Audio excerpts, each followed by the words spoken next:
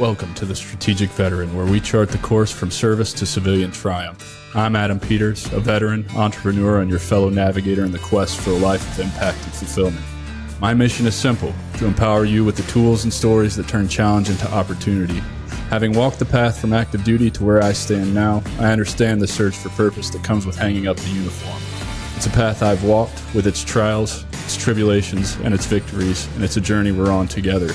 This podcast is more than just conversation. It's a beacon for those seeking to redefine our missions through entrepreneurship. It's about igniting the entrepreneurial spirit that lives within us, the spirit that compels us to create, lead, and make our mark on the world. Here we connect with veterans who have built businesses, sparked change, and found their purpose in the marketplace of ideas. They're not just surviving, they're thriving. They've transformed their service into startups, their experiences into enterprises, and they're proof that you can too. So whether you're scribbling business plans on napkins or stepping into the arena of innovation, remember, you're not alone. You're in good company. So let's explore these stories of transformation and take the first steps together on our path to purpose. Let's begin.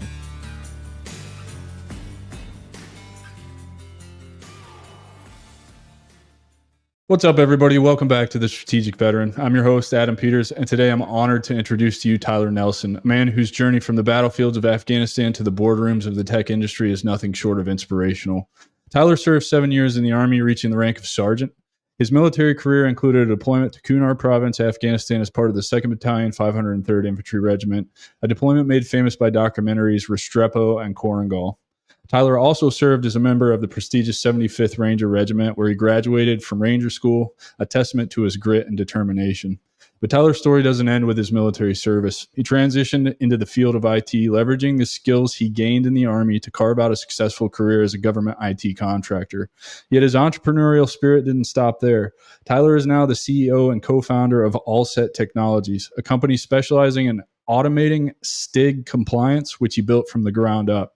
Today, Tyler will share his insights on overcoming challenges of transition from military to civilian life, the values that guide him, and how he's using these experiences to build a successful business. So let's dive in and welcome Tyler Nelson, a true embodiment of what it means to be a strategic veteran. Tyler, brother, thank you for being here, man, taking some time out of your day to chat with me. I appreciate it, brother. It's my pleasure. Man, that's an introduction. Holy cow. Yeah, but this is all you, brother. You actually answered these questions, and I just built off of your answers. So take a minute and relish in all of the things that you've accomplished, dude. Yeah, it's weird kind of looking back at it. You know, like this is all that's kind of occurred. I tell Kelsey all the time, I've lived several lifetimes in my life. And so I think when you do things like that and you live outside the box and you kind of push yourself, and you live and you go after things, full bore, kind of caution to the wind, you're going to experience a lot of different things, and it's going to give you skills and abilities to do things that you normally wouldn't otherwise be able to do, and give you the confidence to be able to go after other things in the future. So yeah, looking back at it, I can see how I ended up where I ended up, but at the same time, it's still kind of it's impressive to hear sometimes. Well, fuck me, dude. That's it. Show's over. You said everything that needed to be said. No, man, let's jump right in, dude. Let's talk about, can you share a little bit about your early life, where you grew up, what that was like, and what inspired you to join the Army? Yeah. So I grew up in Racine, Wisconsin. I was born and raised there. Grew up playing soccer at a really competitive level. So from a very young age, I was kind of competitive. And at some point in time, I decided to go to college after high school, because I thought, that was like the route to go. And when I was in high school, I was very, very fortunate. I went to because I was so good at soccer, I was able to attend a pretty prestigious private school and play soccer there, where I got introduced to glass blowing at the age of 14, 15. So I was a freshman in high school and was shown like, hey, art is cooler than just like finger painting and drawing. Like, it can be this whole other thing. Blew my mind. It was incredible. And from about 15 to 20-ish, I thought, glass blowing, that's what I'm going to do. I'm going to play soccer in college, and then I'm going to turn into a glass blower. And there was always this small part of me that was always intrigued by the military. I think the first rated R movie I ever watched was Sniper. I don't know if you've ever seen it. With Tom Berenger. Yeah, of course. Yeah, it's terrible, but that's like the first R-rated movie you watch. You're like, I want to go and do that. That looks awesome. So like always in the back of my mind, I always had it, even in high school, I'd run around my neighborhood, I'd wear like black sweatshirt and black pants and see if I could run around these like uber fancy houses and not get detected and stuff like that. And so after going to college and being a studio art major and kind of seeing that was going to be a really tough life. The writing was on the wall, huh? Yeah. And I was racking up like $17,000 worth of debt per year to be poor and be a starving artist. I was like, man, I got to do something else. I got to do something different. I don't. And school, I was never a great student at all. I'm not even going to deny it. I mean, my last semester in college, I probably skipped more classes than I attended, for sure, without a doubt. That's a common story. That's a common story. And so I just, but before that, actually, after my freshman year, I kind of knew I was going to end up in the military. And so that summer after my freshman year, I walked into a recruiter's office and was like, hey, I want to join. And he was like, well, I had the greatest recruiter of all time, apparently, because he didn't lie to me. He didn't try and screw me over. He was like, well, you could sign up and go right now, but you're in college. Why don't you try this delayed entry program that we're doing, and we'll pay back $65,000 worth of your college student loans. He's like, and it's 3 years to be deployed or delayed entry. And so you can finish out college. You could finish your 4-year degree and then come in as an E4. And I was like, for real? And they're like, yeah, we're going to give you like $250 a month in the meantime too. So all I got to do is sign up. I'm like, cool. So that guy set me up. He didn't try and screw me over. He wasn't worried about his numbers. Or at least it didn't feel that way. And he was pretty honest with me. He was like, you could go right now and that's fine, but why don't you go back to school for a little bit and at least set yourself up so when you do come in, you're already an E4. So I went in, and 3 semesters later, I was like, yeah, I'm done. It's time for me to go. And so I think that last semester, I just knew that whole semester. I was like, I'm not making it past this semester. It's time for me to go into the Army. And I didn't come from a traditional military family. My mom went to University of Wisconsin during like the 60s. So she's like Badgers. Uber hippie. Yeah, she's an Uber hippie. And, my dad, he didn't serve. Both my grandpas did. One was in a reserve in the Marines. The other one was in the Navy in World War II. So there was a little bit there, but I mean, not in the sense of like, and my dad you're was just removed from it, right? Because I was the same way. I had a grandpa that was a medic in World War II in the Army, and then my uncle, whom I don't talk to this day, mainly because what he said to me when I decided to join. He went to Vietnam twice, but never talked about it. So I didn't even really know till I was late teens that he had been, a Vietnam soldier. So I wasn't influenced by it either.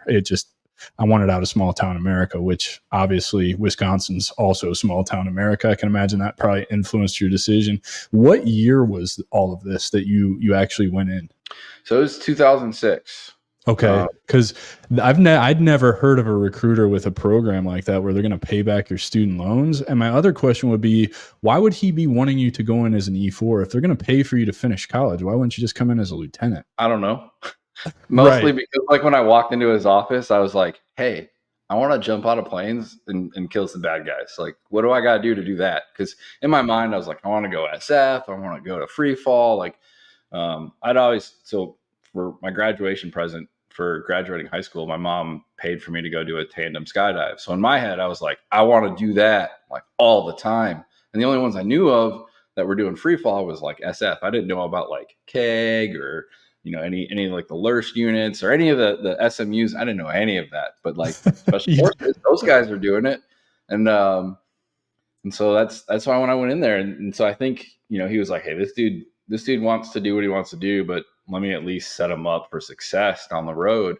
Little did I know what he was doing, was not the norm from most people. Not at all, man. Not at all. Recruiter. I mean, he was awesome. I mean, to this day, like I can't thank him enough for that, because I mean, I got every single penny of my student loans paid for.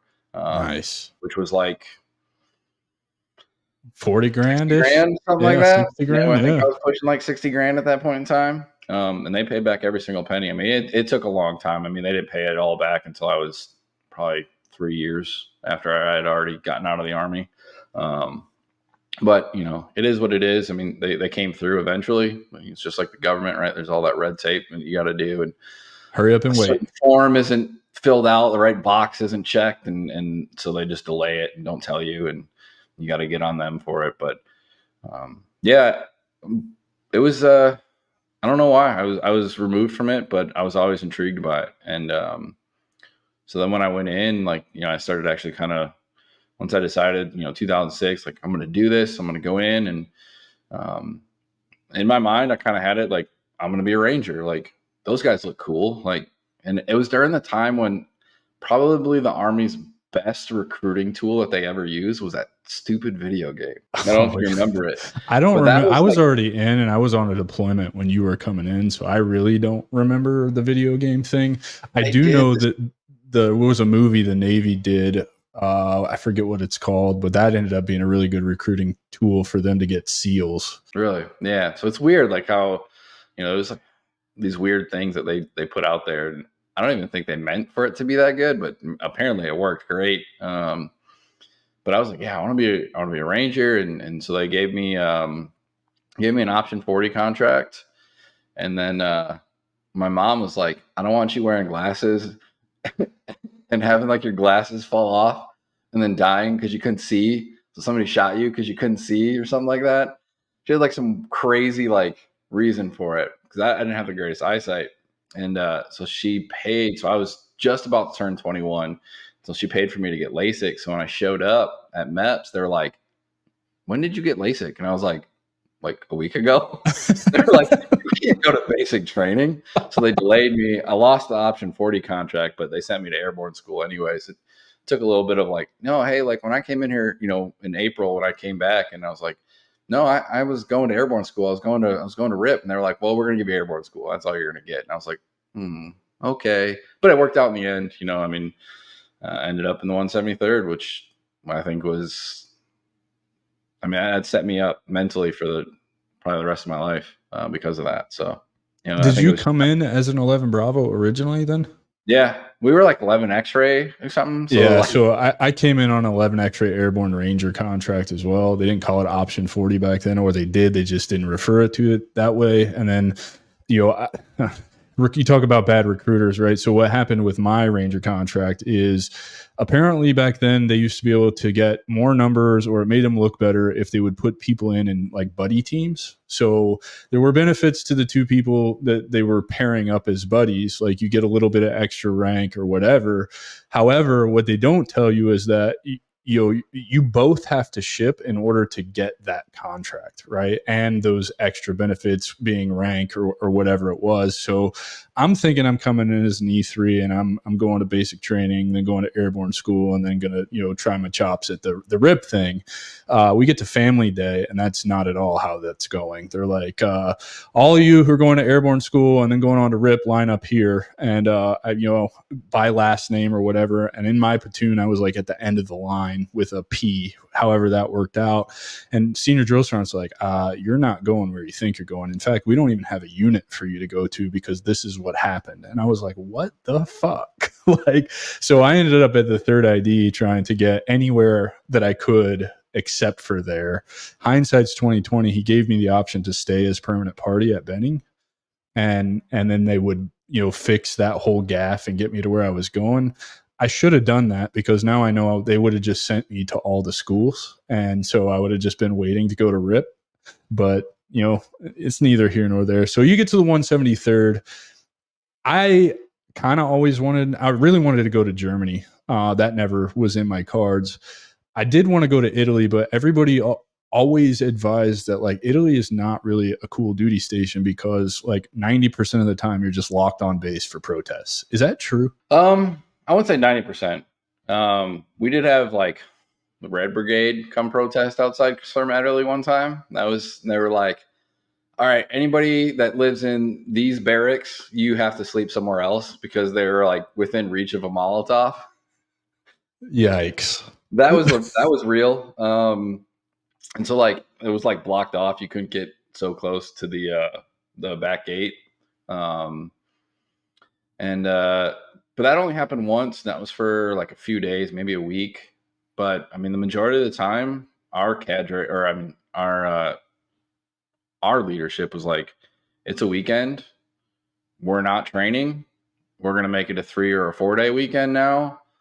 Get in your mileage pass by Wednesday, and go wherever the fuck you want to go. Like, see the world. Don't sit in your barracks room and then leave Italy and talk about how much you hated it because there wasn't anything to do. And so, To all those motherfuckers who told me different, man, you screwed me out of a chance to go to Europe and be in Italy, because that would have maybe been. that's how it was when I wasn't there, but when I was there, we were, I mean, it was like, I mean, it was great. I mean, there were times, I remember after our deployment, my squad leader and I, we would catch a train in the afternoon and fly over to Venice. Um, because it was a 45-minute train ride. I mean, we had it down to a science. Like, we'd get released, and we knew like which train we could hop on to get there. To get one of like the high speed ones. So you were there in like 45 minutes. We'd go mess around.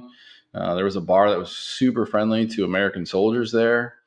So we'd go there. It was called Bacaro Jazz. We'd go hang out at Bacaro Jazz, have a couple drinks, and then hop the train back. I mean, it was like, people are running around being tourists and taking all these pictures, and here these stupid drunk American Joes that are photobombing them to figure out who's buying the first beer. Any chance you were coming back married? I did after that deployment, but not to an Italian. So Okay. So that was a different story. And yeah, yeah, that would have been dangerous for me. I'd come back married probably. I mean, I had a couple buddies I did. When I first came in, that was for infantry dudes. It was mandatory at some point in your career. Usually before you made E6, you were going to Korea, and it was a hardship tour. And I'd say, I don't know, 85% of those dudes came back married to a Filipino or a Korean woman. Not uncommon. I saw it with Germany and Italy too while I was in, so I know I would have been one of them probably. Yeah, I think if I would have stayed in Italy a little bit longer, or if I didn't marry the girl that I married, it definitely probably would have eventually occurred. It was a common theme where guys would like try and marry the strippers from the strip clubs in Italy because they were usually from Eastern Europe. Let's just talk. That's a common theme no matter what base you go to in the world. Dudes are just marrying strippers. So, when you got to Italy, how long was it? Did you already know you were on the patch short to deploy, or did you have some train up time? Or So they had just finished up their deployment right as we were getting there. So I was technically a surplus soldier for a good few months. So we ended up in like the support company, like it was called Fusion Company, and it was a platoon of 11 Bravos that they needed to stick somewhere, but they didn't have the space in any of the line companies. So they shoved us into this company, and it was. So when you got to Italy, it was like 2 weeks. You have to like in process. You got to like go to this class for a week, and then in processing the base, and then you finally end up in your unit. And so by the time we did all our in processing, they had spent like the first week in Grafenwehr in training. So we knew like, hey, there's a deployment on the horizon, but it's a little bit of ways away, and you're going to Iraq. And so we're like, okay, we're going to Iraq, and we're training for it. And I get sent up to Grafenwehr. Like finally, it's like I'm with the rear D, and they're like, all right, all you guys that are here in Fusion, we're going to send you up to the rear D.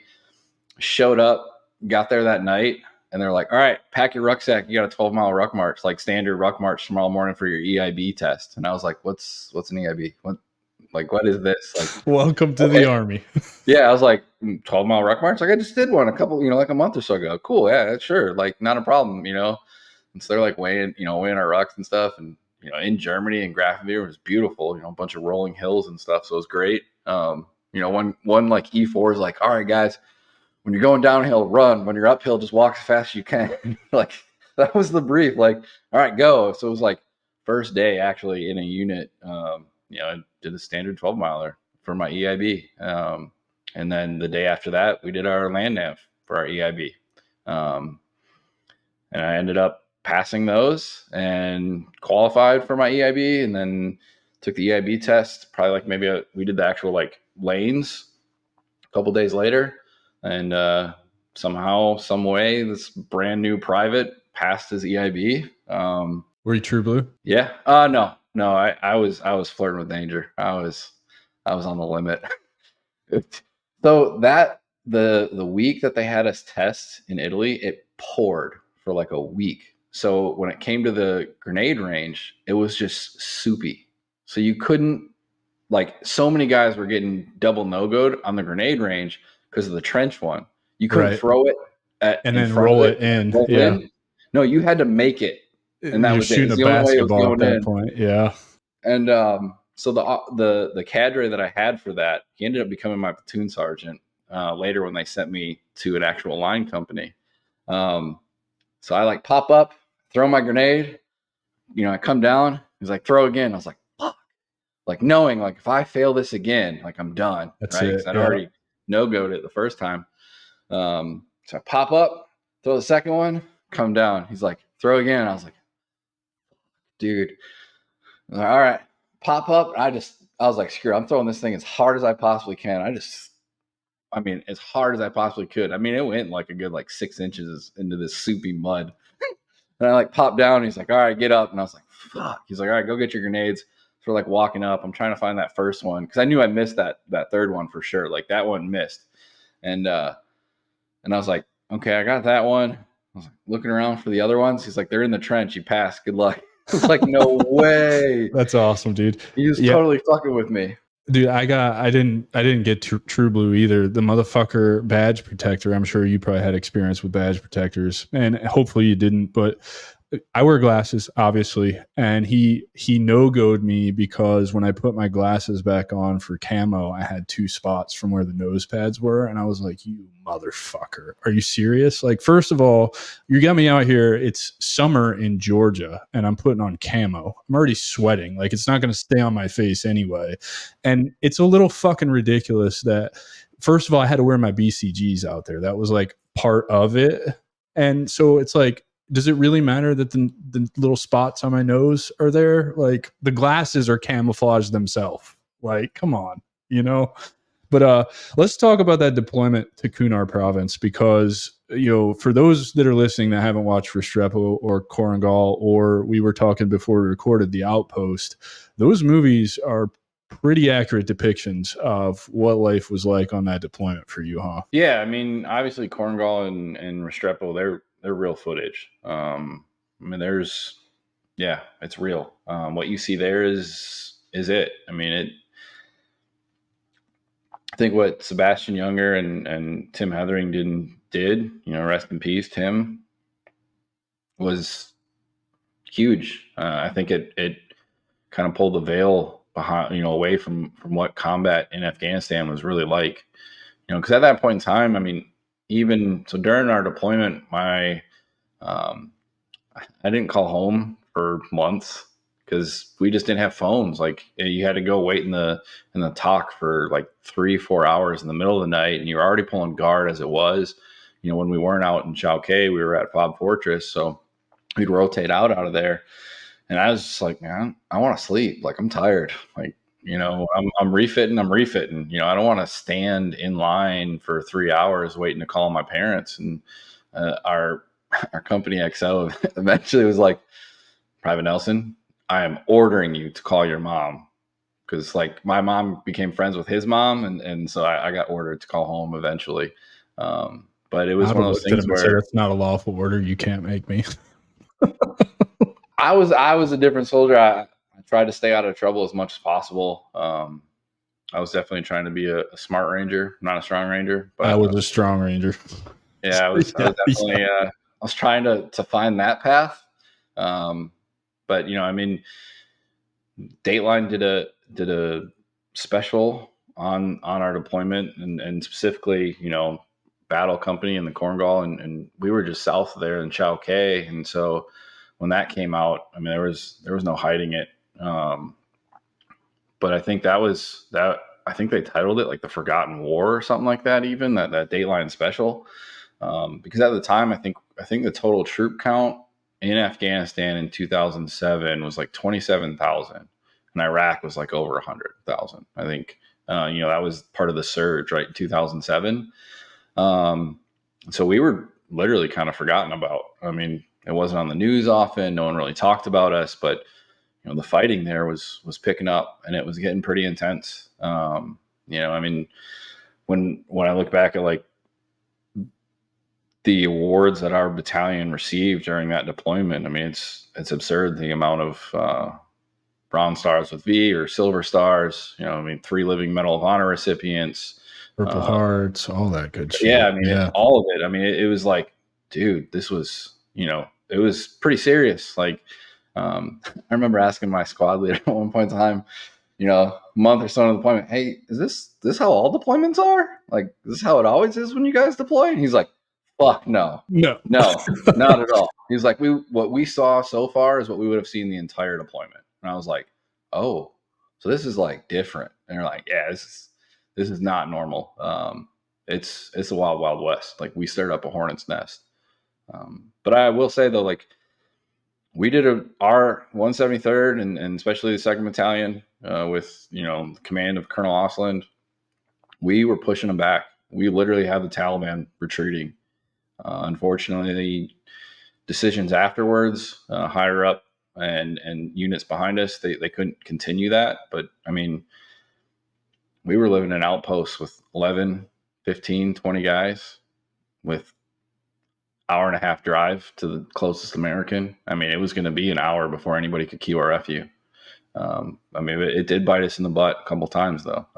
With Ranch House early on in that deployment, which is where a fire base got pretty much almost overran. The mortar second sergeant, I mean, he got the Distinguished Service Cross for that. I think they were going to put him in for the Medal of Honor, but he had a date for SFAS, and they didn't want to screw that over for him. Like, he begged and pleaded with them to not. And then Battle of Wanat, which, I mean, yeah, that was a pretty rough one. But I'm not sure I understand how having a selection date would fuck with an award, but I guess shows you what I know about how the Army works. Yeah, I mean, it made sense to me. And so, like, someone mentioned it, and I was like, they were like, hey, he should have gotten the Medal of Honor, but he's going to SFAS, and they wanted him to actually do that. So they did put it further. Because we already knew that, like, Sal's Medal of Honor was going in. And we knew that there was a potential other one because he finally got the award at the end of the, after we had already gotten back to Italy, when he got the Distinguished Service Cross. So we knew, there were Medal of Honors coming through that were getting pushed up. And so that's what someone explained to me. Yeah, fair enough, man. No, I'm just making commentary because I did work in a training room for a while, and I just can't understand how an award impacts a school date, but whatever, if it is what it is. I think they were. I think part of it, he just didn't want it either, because none of those guys want that recognition anyway. And for those of you who don't understand what we're talking about, an award like the Medal of Honor, it goes in leaps. It starts out usually as like a Bronze Star with V, and then it'll get upgraded to, a Silver Star. And then from the Silver Star, it'll go to, Distinguished Service Cross or Medal of Honor or whatever it's going to be. So it's like a progression. It's not just, I'm putting you in for the Medal of Honor. And so you experienced some loss personally on that deployment in Sergeant Beach now. And how did that affect your overall kind of development inside of the Army and your decision to later attend Ranger School? Well, so Beach Knock came after that deployment. Okay. But I knew him from that time in Italy. We lost our platoon leader just a little over 17 years ago to the day. That was like the first big firefight we were in too.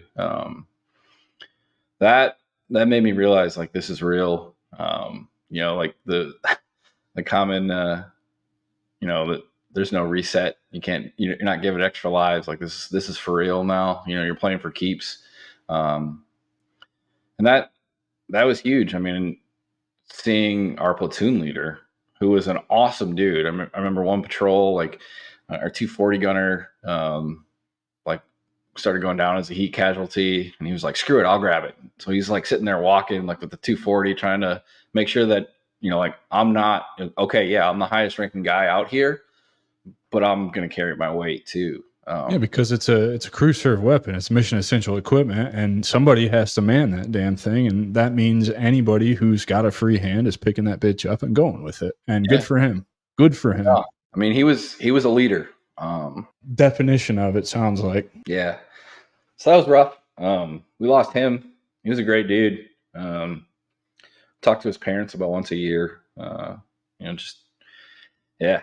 But now, like, coming back from that deployment, a buddy and I got the bright idea we should reclass, change jobs. Doing 20 years. What brought that about? I think about halfway through that deployment, after, I don't know how many times we've been shot at that point in time, we were like, I'm over this. I'm over this. Doing this for 20 years is going to suck. Like, this sucks. And I think also it was my squad leader had actually both my squad leaders I had while I was in Destin, that both of them got stop lost, and they were calling contracting companies trying to do security contracting overseas. And at that point in time, you had to be in SOF or at least pass Ranger school. They didn't want to hear, like, dude, these guys have more trigger time than almost anybody else in the world. Real world combat.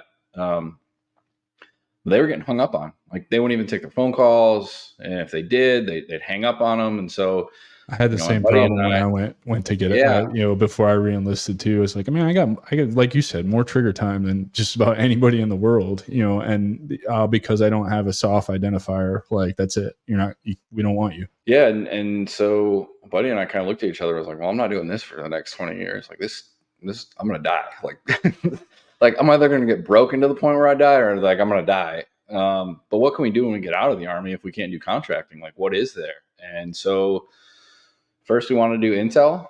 And we were like, yeah, let's go get a security clearance and do intel, work for the NSA. That'll be cool. Like, working behind a desk and AC, like, no one's, leaving you hanging out to dry. You're not in the middle of a firefight and you're like calling for air support. And they're like, we have a Predator for you on station. You're like, does it have a Hellfire? And they're like, no, I can tell you where the guys are. I don't need that. Right. Like, you're not doing me any good. Like, it's not helping. And so, we thought, like, what the Army's going to get what it wants out of you, period. Hands down, always. What can we get out of how can we kind of flip it around and get something from the Army? And so we were thinking intel, be contractors for the NSA. And then, I don't know how or which one of us had the idea, but we're like, dude, let's do computer stuff. Like, you could be a contractor. You could be a contractor for the government, for the DOD. You could be, corporate America. Like, everybody's using computers. That's what we should do. And so, after that deployment, I waited until my reenlistment window opened, and then it took a couple months for that job to actually fall open for me. And sure enough, I was like, all right, I'll reenlist for that. Train me. And at that point in time, it was pretty funny because I didn't even know what an IP address was. But I was like, I'm going to do this computer thing and we're going to figure it out because, what's the alternative, right? Like, I'm going to stay either infantry or I'm going to get out and go back to doing what? Right. Trying to be an artist, which led me to where I was, right? So it was like, I really didn't have in my mind that it was like, the alternative could be much worse. So let's try this. Like, worst case scenario, you fail at it. It's miserable. You do your 3 years or 4 years, whatever it was that I reenlisted for. And then you get out and you can go back to being infantry or whatever else. But when I got to the school, was it cool? I picked it up. Yeah. No, like the first month, I felt like an idiot. Like, I didn't know anything. And then also it just started clicking for me, and I really started kind of understanding it. And once that happened, I was like, oh, this is what I want to do. Like, all right, this was a smart move. And then ended up with 4th ID. They moved to Fort Carson from Fort Hood. That's where I had orders to go. I got there, and shortly after getting there, buddy of mine called and was like, hey, Beachnaw's dead. And that got my mind going. Like, well, fuck. What am I doing here sitting behind a desk? Like, what the fuck am I doing? There's nothing wrong with me. I'm fully capable. I've great, I've lived through some amazing combat and have some great skills from that. Like, I need to utilize both of these skills that I now have, um, and actually put in a packet to go to Orange at first. It was like, that was, for me, was like, I want to do that. Let's do it. Like, and what is Orange for those that are listening? Because that it's one's way lesser known. Yeah, they're really, really lesser known. They're a very long range reconnaissance, more human long range reconnaissance unit. That's I don't know if I can say more or not, but like, that's pretty much it.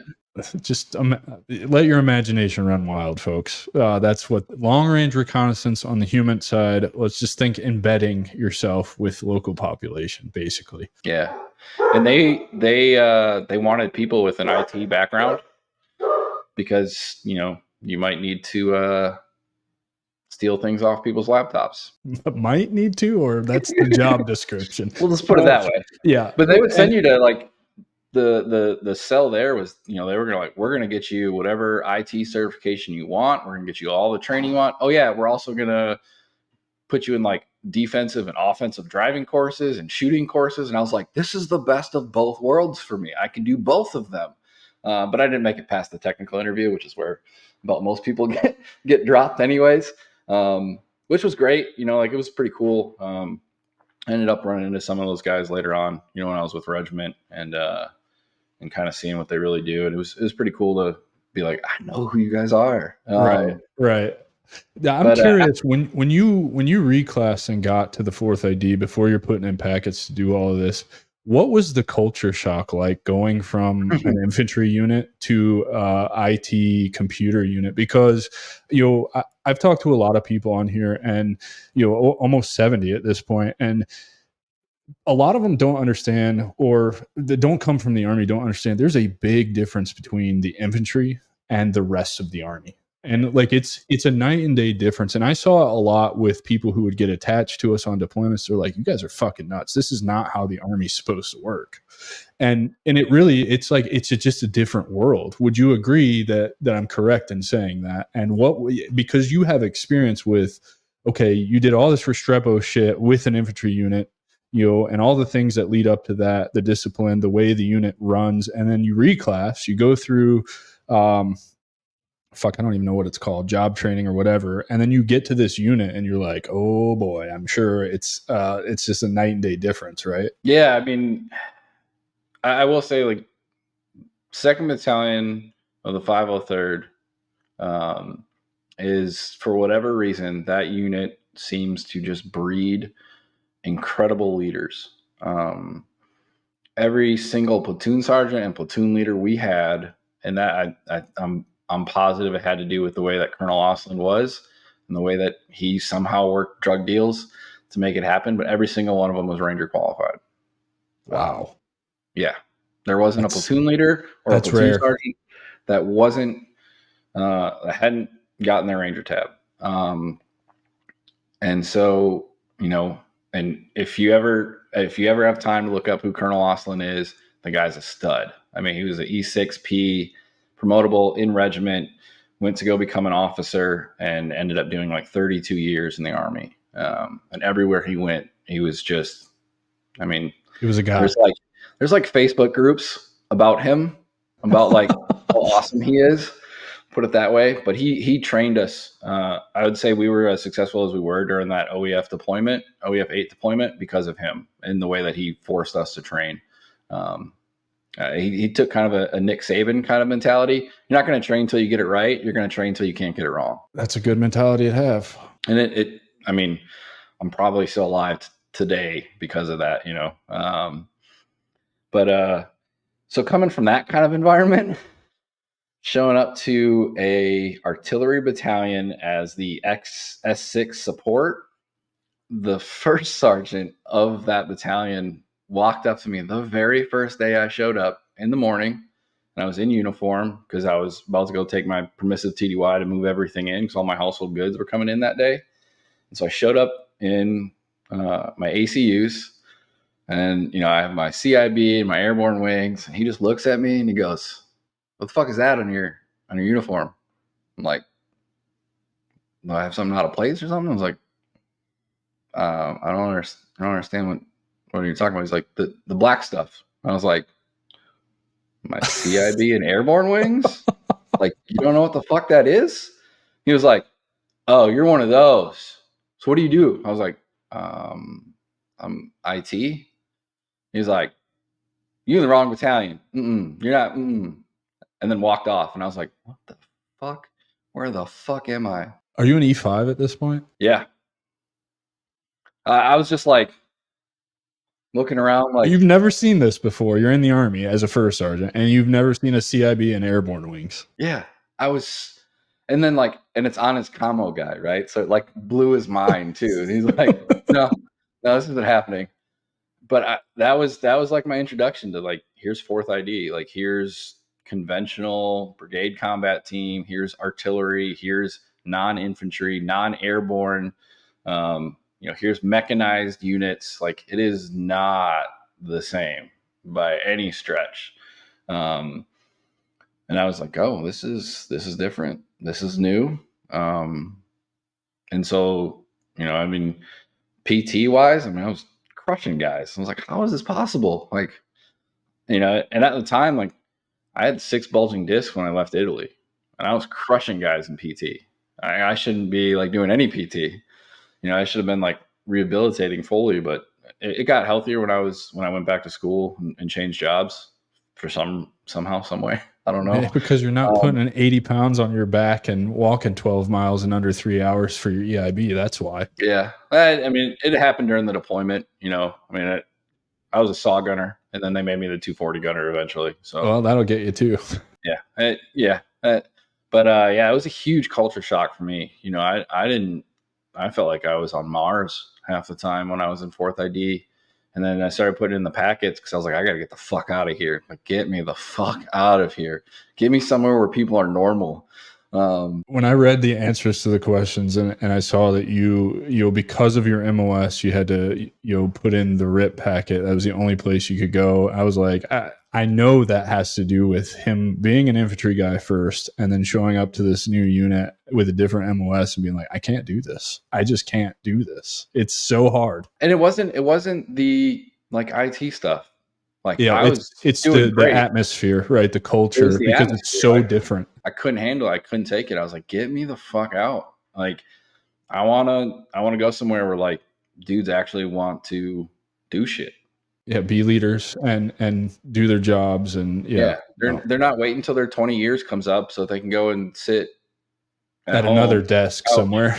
Yeah, and drink beer all day long and not do anything anymore. Like, it felt that way where there was guys that were just kind of biding their time, and I'm like, no, I want to like, I mean, I don't know how long I'm going to be in the Army at that point, but I want to go do some stuff, and it really came to a head, when when I found out that he had been killed. And I was like, man, like, that kind of set the tone, I think, for the rest of my life too. Is I didn't fully understand what my mind was doing with it at the time, but now I have a lot better understanding of it. And and it's my belief, and the way that I look at it now is, and why I started my own business and why I am a mentor in 3 Rangers, is that the rest of my life is in honor of them. Yes, sir. I love that you just said that, because that's, no matter how bad it gets for me, I always try to remember, even when I was at my lowest point before I figured some shit out to really start healing. I think that's the big thing that stopped me from being one of the 22 is, I have to live my life because they can't live theirs. And I need to do something, that would make them proud that they gave up their life for me to still be here. I think that's pretty much what you're saying. Yeah, no, that's exactly it. They sacrifice their tomorrows for ours, for our today. And when you look at it that way, you can't just sit still anymore. You can't be okay with being complacent. I love the quote, "Complacency kills." I learned that when we were filling sandbags as a private in Afghanistan. And I looked at my squad leader and was like, why are we filling these sandbags? He's like, because complacency kills. And I was like, what? He's like, if we don't continually improve, they're going to figure out how to attack us, and they're going to come in and they're going to kill us all. So we have to keep filling sandbags. We have to keep improving, because if we become complacent, we're all going to die. And I think, when you look at like kind of those two things, right, with complacency kills, and you look at, they sacrificed, we all signed that blank check, but theirs got cashed, right? And to me, like, what better way to honor them than to live like the most awesome life that you possibly can? What better way to live in their memory and honor them and keep them alive and build something, right? Build a $1 billion tech business, right? Or create a podcast, a successful podcast. And it's for them. It's not for us. Because as you build those things and people listen to like your podcast or people buy our product, they're continuing the memory of them. Like, they're still alive because of that. And to me, that's kind of how I look at it. It might be a little weird and kind of. It's not weird at all, brother. That's just it, man. It's spot on, because you're absolutely right. Everything that I do, that you're doing, is in memory of those that didn't come home, man. You're right. We all signed the same blank check. It's just theirs got cashed, and there's nothing we can do to change that. That was the universe's plan for them or whatever. But I believe the universe's plan, for us in that, is to do everything we can to make them proud that they laid down their life for us. And if that's through this podcast or my community or the nonprofit work I'm doing, then I can feel good about that. You know what I mean? I think that Navarro's up there looking down on me and he's smiling like Sergeant Peter's out here still being a leader, and I'm proud to have died for that. You know what I mean? Yep. 100%. I mean, yeah. You hit the nail on the head right there. I mean, that's what it's all about, So you ended up in Ranger Battalion, brother. And then at some point, it's time to transition. It's time for you to get out. You've had enough. And, this show is really meant to focus on the transition and the entrepreneurial journey, particularly because I really believe entrepreneurship is the path back to purpose after we get lost in that transition. So what led to the decision to you to get out? And then what were your main challenges when you transitioned out? And particularly talking about, there's that honeymoon phase where you're like, fuck yeah, I can't wait to get this DD-214. I'm not going to do PT anymore, and I don't have to get up anymore. And for me, it lasted maybe all of 2.5, 3 weeks, probably just a little over however long block leave usually is. And then I was like, what the fuck now? Like, what now? And so talk to us about that. Like, what led to the decision to get out, and how did your transition start? Well, I think I was about a year out from getting out from my time being up. And unfortunately, there's a lot of I do some contracting work still for the Air Force, and we just hired 3 guys straight out of regiment in the last couple months. And it's sad because they have a very similar story to mine. But I kind of knew I was leaving. So that same sort of stuff, the way that people get treated when they decide that they're going to get out from regiment, is still kind of happening, which is unfortunate. But there's a lot of stuff in play right now. And there's a lot of really good guys like retired Command Sergeant Major Hall. You got Tony Main, and these guys are hard charged and trying to change that. So there's a lot of really good stuff going on, but it is a brotherhood there for sure. And the moment you say you're going to step away from it, they feel like you're turning your back on them. So I understood. I understand it. And I don't take it personally. I did for a while. I was pretty salty, pretty sour about it. But when I was at regiment, I sat in a basement, helping out and running like the regimental help desk. And I worked with a bunch of contractors, and they were all making 6 figures plus. And so I saw, when I decided to reclass and change jobs, I always knew, my time in the Army was going to come to an end at some point in time, whether it be 20 years or a year from then. It was going to come to an end. And my plan was to just be a contractor. So when I sat for a couple of years in that basement with them, seeing what they're doing, peering over their shoulder, asking them to teach me things, helping them out, approaching it in a manner of like, hey, what are you doing over there? Is that something that I could do for you? You want to teach that to me so you don't have to do it anymore? And they're like, yeah, sure. So they would spend, a week or 2 weeks kind of teaching me what they were doing so that they didn't have to do it anymore. So you're actively seeking skills to better yourself, further your opportunity, because I imagine you reclass, whether you know it or not, from an infantryman to the tech thing, because there's that element of even when we're in and we're planning on making a career out of it. I was a career guy. I always knew that I wasn't really going to be able to use infantry after I got out, right? And it's a sad story. Like, they don't even want us as cops most of the time, right? Like, we really don't have, you can't put I kick doors down and kill people on a resume. It just doesn't shake out that way. It doesn't translate to anything in the civilian world. Like, I can't kick open boardroom doors and fucking shoot everybody in there and solve a problem. You know what I mean?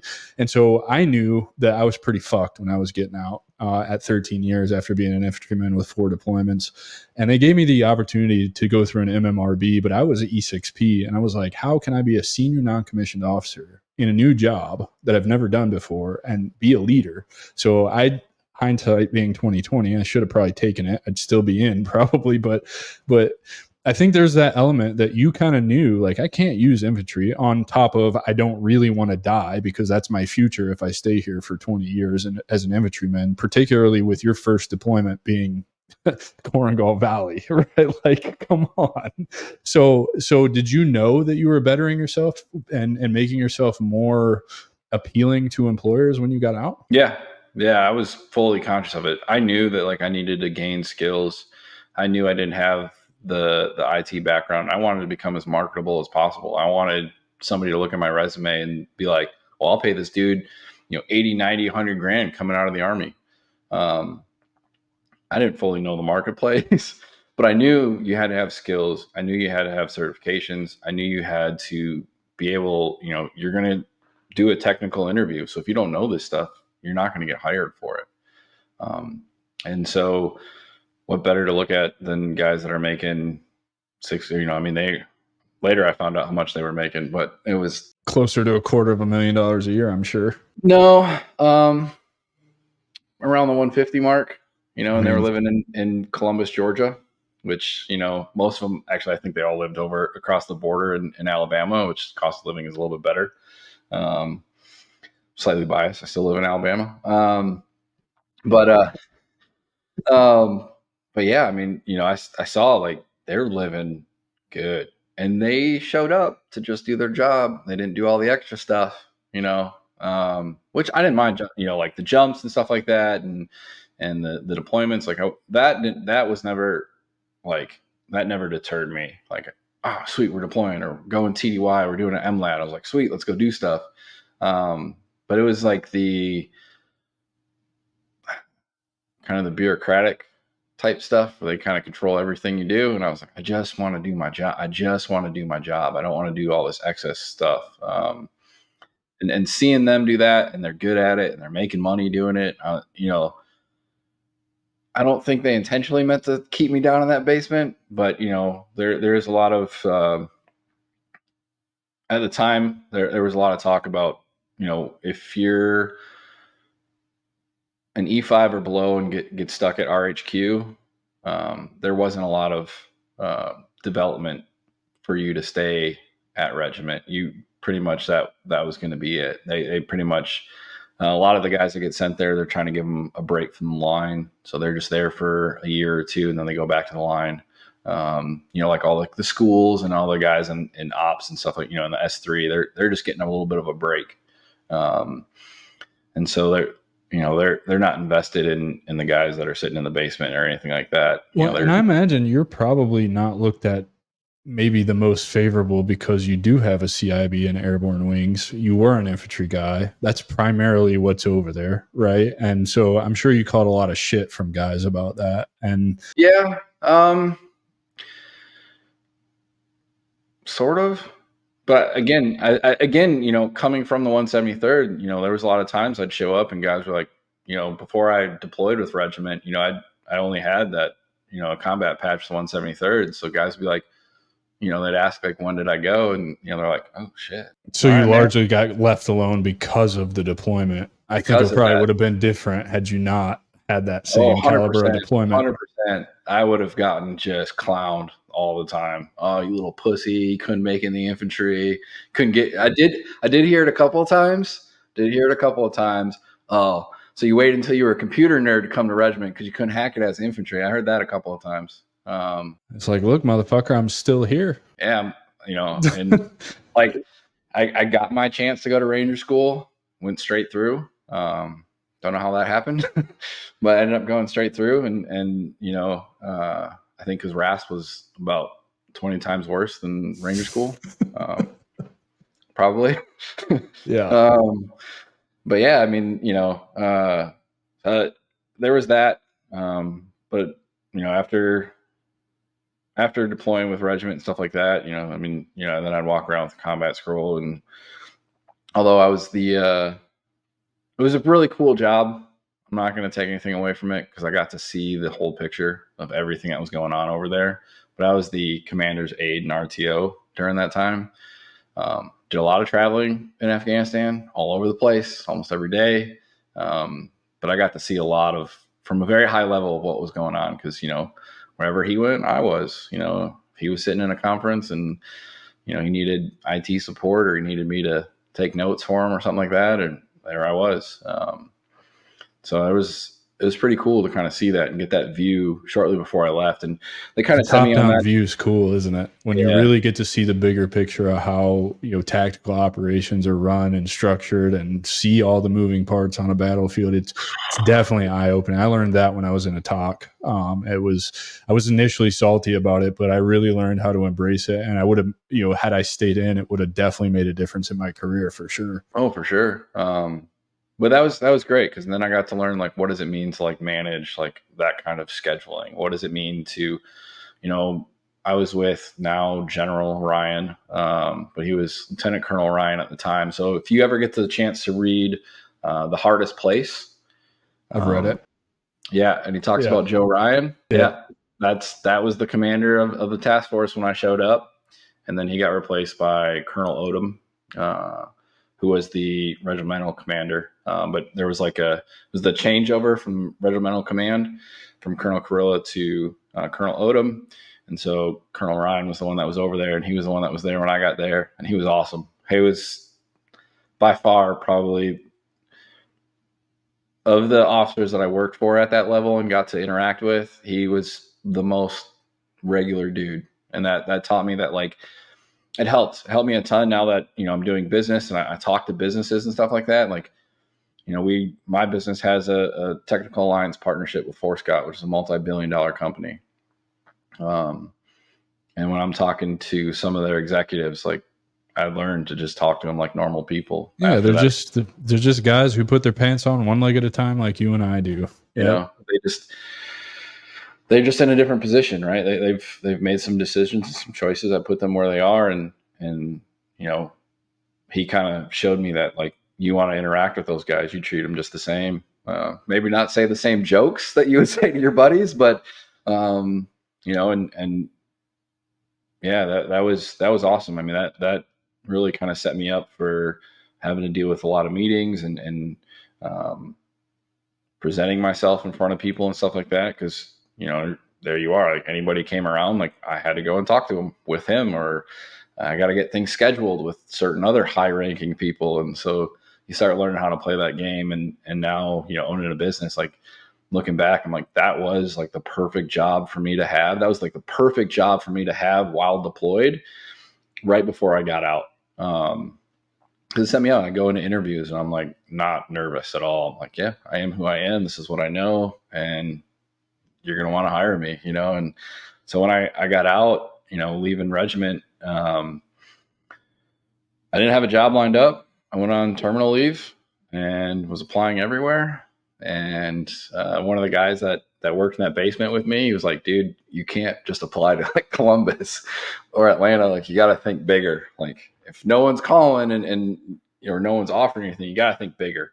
So eventually landed my first contract job. Lasted there for a couple months just because it was down in Panama City Beach. And I was just happy to have a job, but 4-hour drive to get there one way. Was pretty rough, but they worked with me on scheduling. So I would show up. I'd work the night shift. I'd go hang out on the beach for 6 hours, like take a nap, shower, do another shift, and then go home. And then I'd have like a 24-hour break or something like that. That's ridiculous, brother. But that's dedication, right? Like that's kind of the sacrifice you had to make at the time to get your foot in the door, to get some experience in the real world, right? Like it's rough, it sucks, but I think you leveraged it well. Yeah, I mean, I didn't have the money to stay in a hotel, so I legit would just sleep on the beach and then would come back to where I was living, and I wasn't certain I wanted to move to Panama City Beach yet. I wasn't certain that that's where I wanted to be, and glad I didn't, because I ended up getting a phone call and took an interview for a job here in Montgomery at working for DISA, which is the Defense Information Systems Agency. And that was brutal. I moved to Montgomery. I didn't know a single person, not a soul, not one person. And I got stuck on night shift, Friday night, Saturday night, Sunday night, Monday night. So all the times when you're, 29 years old and you want to like go meet people, I was working. So there wasn't a lot of bar life. How it shakes out always. Yeah, there wasn't a lot of bar life, and when I did, it was pretty vacant. Made friends with a lot of bartenders in the town, though, because you're there on like the slow nights, so they get to know you pretty well. And but I spent the majority of that year just studying, just going and getting certs, because they paid me well, but I knew I was worth more, and I had to go and prove it. Though I had to go and show it, like, yeah, I know this stuff. So I went through and got my MCSA. And a couple other certs within like 12 months. One of which actually helped me get the contract that I'm working on the Air Force for. I hadn't used it in like 10 years, that cert, but I got it then. And they had a position open up, and they were like, hey, we know you have your own business, but it's a hybrid role. Would you be interested? And I was like, I didn't even know I had that cert anymore. That's awesome. Did you deal with any kind of, substance abuse issues, suicidal thoughts, ideations? Did you fall down the transition hole, or did you really kind of embrace, that 4-hour drive, sleeping on the beach, just bettering yourself, and that kind of kept you out of that hole that we all tend to fall into? Well, I was focused on that. I mean, but at the same time, I got distracted during the transition period. I was in a huge custody battle with my ex-wife. I mean, massive. And so I didn't have time to. I knew that if I went down some of those routes with like substance abuse and stuff like that, like I was gonna fuck that up. So I had a huge deterrent to not go down that route. But there were some pretty dark days. There were, and then it transparency here. I ended up agreeing to a protective order for 18 months. Although if you read any of the police reports, I never did anything. I never touched anybody. I never hit anybody. It was just a lot of bullshit. And she manipulated the system in New Orleans with an attorney's help. So I got set up to fail from the get-go. And all I want to do is just spend time with my son. But I basically got told, for 18 months, can't call, can't talk to him, can't see him. And so having jumped out of planes several times, had a good paying job, and had just got, my award from the VA. And I was like, well, I'm going to go get into skydiving and bury myself in that. And that probably saved my life. That's awesome. I mean, it's not awesome what you went through, but it's awesome that you found something to, I guess, channel. I mean, it's still adrenaline inducing, right? So, you're getting some kind of high out of it, but also I think it's a much healthier way because it involves outdoors. First of all, you're outdoors. Yeah. And nature is really good for us. I went to flight school when I got out. So I did something pretty similar. And then I really quickly realized that is not at all my dream, because flying around in a little fucking practice area, teaching students that are trying to kill you, relying on them for a paycheck is just not what I want to do to get to the airlines or to the the private world or whatever. But I always like to ask because a lot of people don't want to talk about that side of things because they're embarrassed by it. And the whole point of this show is to really show veterans that you can relate to other people. They're going through something similar to what you've been through in transition or what you're about to go through in transition. And here you are, an entrepreneur who has founded a technology company that we're about to talk about and how you got there. And I think just demonstrating that gives them hope. You know what I mean? And they can learn from pouring themselves into something like skydiving because you now have this 18-month protective order where you can't talk to your kid.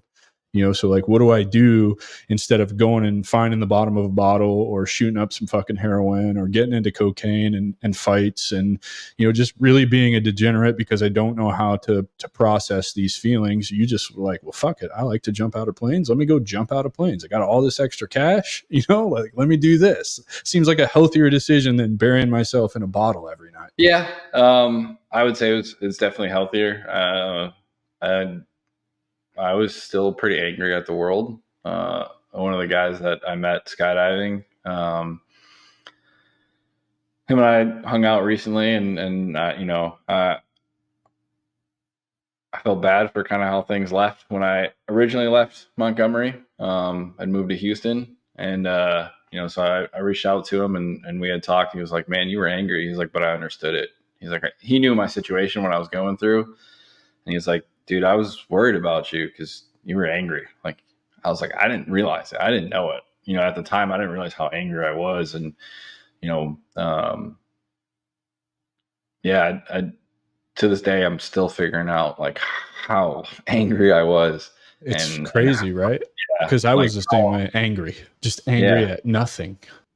Yeah. And, there's still times that I deal with it now. Kelsey's boys, she's got a 14-year-old and a soon to be 12-year-old. And, I've been in their life for the last 6 years, and dealing with a teenager when you have kind of, I don't want to say anger issues, but you definitely have, it's weird when you're trying to explain to people, like, when you've gone through like real combat, like some things just set you off, but it's not that you're like losing your mind over it. It's just that your reaction to when things are going bad, that the instructions have to be loud and very precise. And so she's like, "Why are you yelling?" I'm like, "I'm not yelling per se. It's just I get loud when I get passionate or things get kind of chaotic a little bit because I'm trying to calm the chaos somewhat, I guess maybe by being a little bit more chaotic. But when you're getting shot at and things are blowing up around you and things are getting serious and you're whispering, no one's going to fucking hear you. So you have to be loud. You have to get your point across so that people understand you.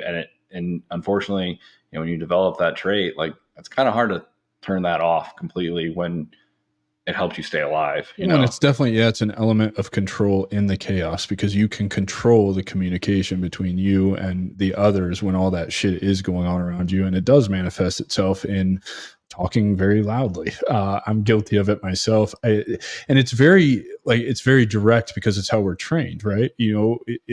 There's not time to waste words, like, and as few words, as loud as possible. You need to communicate to me what I need to do. You know what I mean? And we take that with us. And I totally understand what you're saying. And so having said all of that and really finding that you did have a healthier outlet than most of us, how did you land on being a co-founder for Allset Technologies? Like, when did the entrepreneurial thing really, did you always know you wanted to start your own company, or did you learn this by collecting these certifications and bettering yourself and being like, I'm worth way more than anybody wants to give me. Let me go out and do this on my own and show you what it's like. I would say maybe towards my time in regiment, towards the end, shortly after getting out, I was like, I kind of looked at the world, and like I mentioned before, I went to a very prestigious high school where a lot of the kids that I went to school with, parents owned companies. It was not a cheap school to go to. One of my best friends in high school, his dad created the business model for Snap-on Auto Tools. So if you know Snap-on, where they come and he developed that entire business model. So I'd been around like entrepreneurs and very smart people in the business sense. And I think it finally like sunk in somewhere around the time shortly after I got out. Because like I mentioned, I became friends with some of the bartenders in Montgomery, and he was trying to open up a bar, and I was like, yeah, let's do it. And, failed miserably, and nothing ever really came of it. And throughout my time, since then, I'd always been looking for opportunities and kind of forced a couple other opportunities, a couple other LLCs that we created the LLC and then that was it. Like nothing ever happened of it. So I was always trying. I was always kind of looking for an opportunity. But then I met one of my business partners, Michelle. So I'd gotten back I did a contract overseas with IT. Kelsey was going to go to ACSE here and at Maxwell in Montgomery. And I was like, hey, I know people there. I could get a job there. That's where you should go to ACSE. And she's like, all right, well, her family lives a couple hours north of here anyways. So it just made sense for us to end up here. And so I ended up getting a contract, and I met Michelle, and she was doing some STIG work. And layman's terms, it is configurations that the DoD uses to secure their systems that you have to do because you get inspected, right? DISA comes around and they'll inspect the networks to ensure that you are applying these configurations to your systems to protect our nation's secrets. I mean, that's what they're there for. So it's a compliance element, just like in any other major industry, right? Like healthcare has big compliance stuff. So STIG is just compliance on the DoD DISA side. Yep, exactly. And I'd been doing it since my time in regiment, and it's a pain in the butt, and it's a lot of manual work.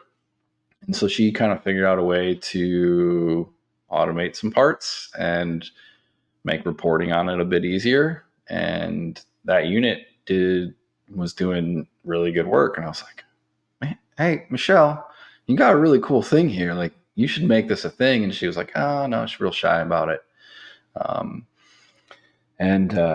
She left that contract. And because we were doing, she was one of the SQL DBAs that we had, and I was filling a SQL DBA role in that contract, among a few other roles. It got handed to me to continue to maintain this kind of in-house tool that she created. The Air Force that unit decided that they didn't want to use it anymore. They wanted to try a different route with something that wasn't in-house, realizing that there was only 2 people in the world that knew how this tool worked, and one of them was already gone, and they were down at the very last one. So they decided to turn it off. And at that point, it was pretty obvious for me. And I called Michelle and was like, hey, do you want to, like, I saw an opportunity. And I mean, I felt like, the movie Limitless, when he takes the pill and and everything, his whole world opens changes. Up. Yeah. Like, that's how it felt when it was like, they're turning this thing off, and they had just gone through an inspection, and the people that were using her tool did the best that they had ever seen during an inspection. And it was a no notice inspection, which means that like they notify that unit 10 days prior to inspecting them. Most units that I've seen when it comes to these Cyber Command readiness inspections, CCRIs, they will shut down operations for months ahead of time if they know about it, to ensure that they'll pass it. Because that commander, if they don't pass that is a negative mark on their career. So for the officers that are in charge of those units, that are in charge of those networks, it's a very big deal if you don't pass one of those, because it's fully within your control.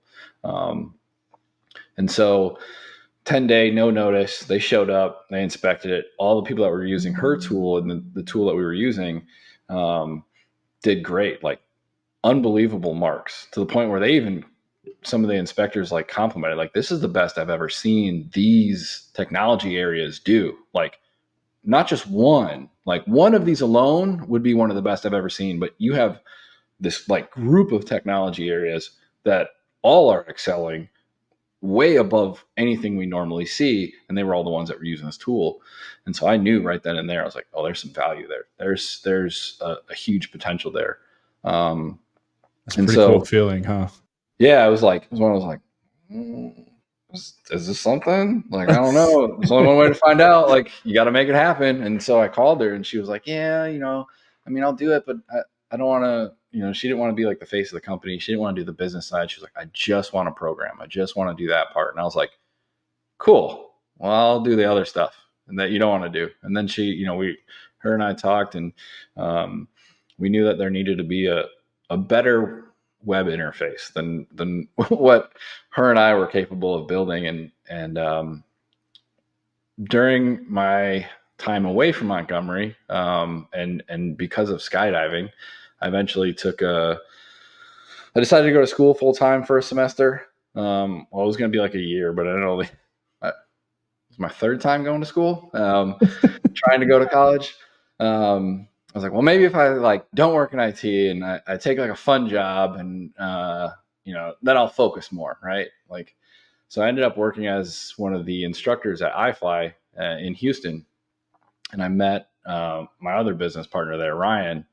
Him and I were instructors together, and so when this kind of started coming up, like I knew exactly who to call, and the only other person that I trusted with bringing into this this kind of idea, and that I would trust to give huge portions of the requirements to. And so I called Ryan. Was like, hey, I have a thing for us. We might be able to do. You in? He was like, fuck yeah, dude, let's do it.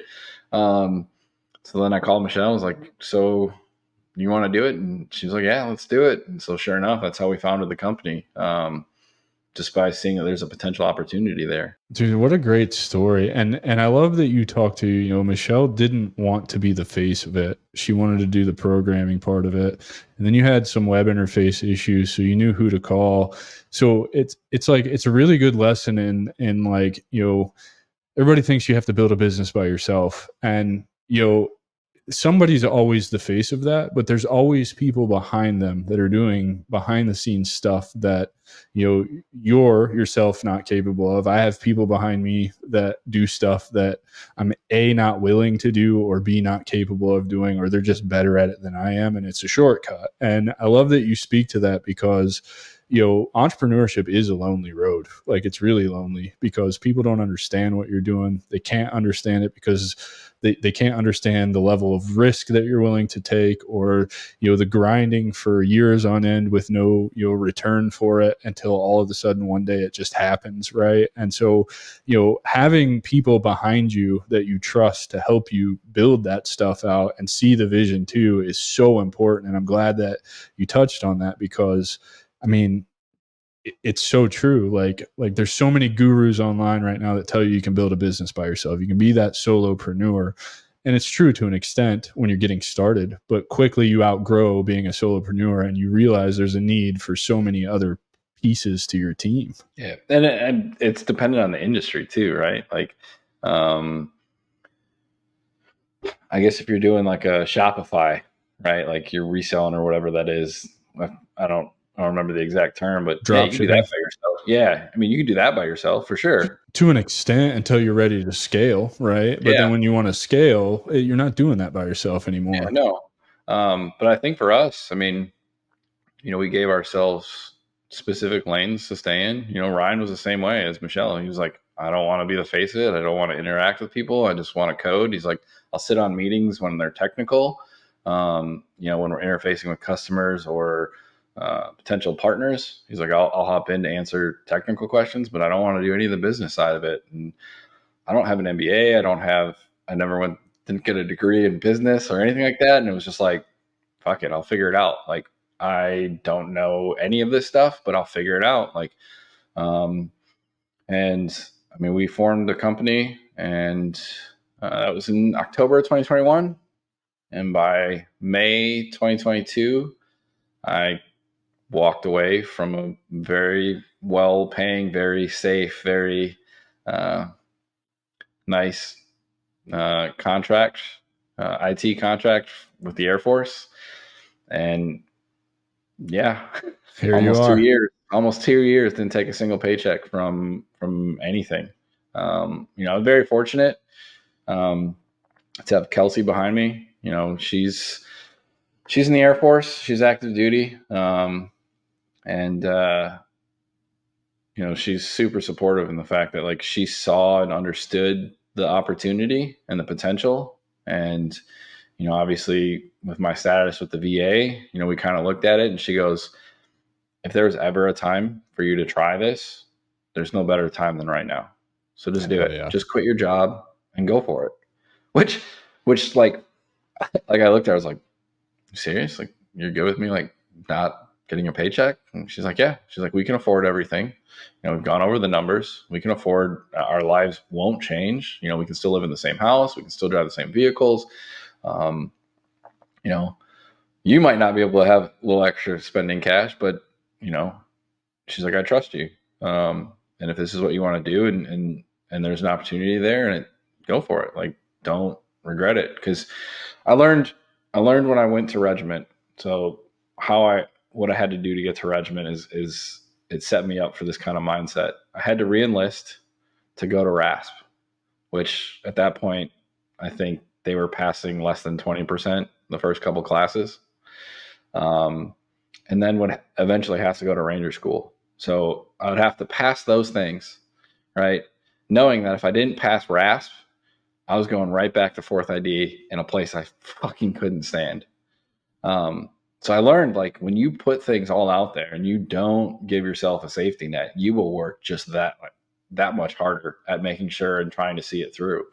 So I took that same kind of mindset, and I walked away. I didn't need to, but I knew that that's what the business needed. I knew that's what Allset needed in order to get some headway, to get some progress done. Because when you're building software, a lot of people don't realize this, but you don't make money in the process of building the software. You only make money after it's completed. And that DevOps is not cheap. Yeah. And it takes time. Especially when you're creating something that nobody else has created yet. And no one, I think we entered the market very early when it comes to, quote unquote, STIG compliance or that sort of compliance, where the market 2019, DISA finally made STIGs available free for the public. So, you or I, without a CAT card, can go in and download them and put them on our own computers and our own servers and stuff like that. So any business out there can use these things to protect their systems. But there's two problems with it, unfortunately. And that's, we look at it, and that's kind of how we looked at the problem that we're trying to solve, is that most businesses don't have the manpower that the DoD does, right? They don't have umpteen thousand people to just throw out a problem and let manual labor eventually win. Right. Yeah, and they also don't have a piece of a $789 billion defense budget to access to make that shit happen either. Yeah.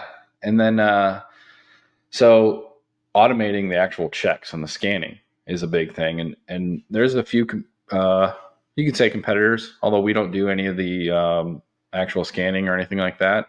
We don't live on that side of STIGs. We don't live on the scanning side. Because there are free tools out there that are incredible and do really good work. And so what we've done is we looked at it as the reporting side. Unfortunately, there's only one tool that the DoD uses to report, and you can only look at one scan at a time, right? It's just one, pull up a tab and it's one scan.